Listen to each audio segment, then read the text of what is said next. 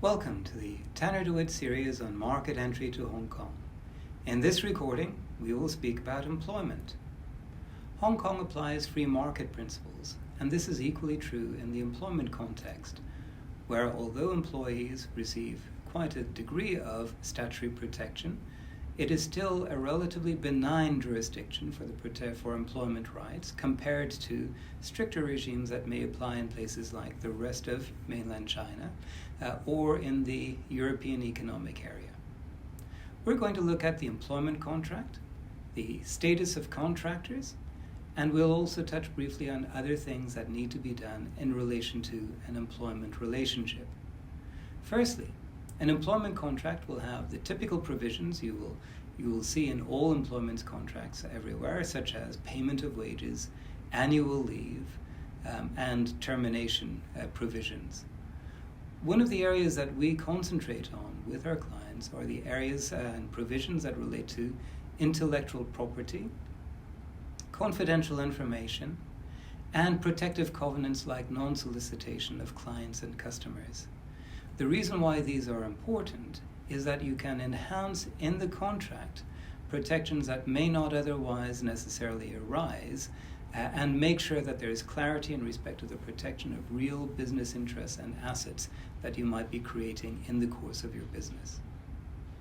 Other things you might need to pay attention to when you are entering into an employment relationship are to make sure that your employees have the right kind of visa to the extent that they require a visa, be it an employment visa or a dependent visa that allows them to work with you. You need to make sure that employees are enrolled in a mandatory provident fund scheme and to make contributions to that. And you also need to make sure that there's employees' compensation insurance that is in place in respect of all your employees.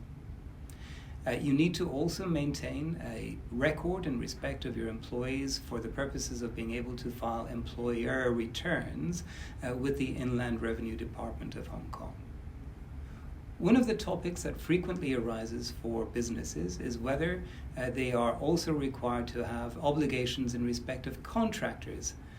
Contractors are self-employed people who provide their own skills and resources with a high degree of independence and are not considered employees under the direct control and supervision of the businesses they provide their services to. This is recognized separately from the employment relationship, and consequently the obligations that arise in the course of an employment relationship do not apply to contractors. One thing to keep in mind is that there is no hybrid status recognized in Hong Kong, which is that kind of middle ground between employment and contractors. This is very important for those businesses that have got business models in what's called the gig economy. That hybrid status does not apply in Hong Kong, which means that you need to have clarity of terms in how you engage people in those businesses. So, Hong Kong has a relatively benign approach in respect of compliance with employment requirements, and this is another reason to look at Hong Kong as an attractive place to set up your business.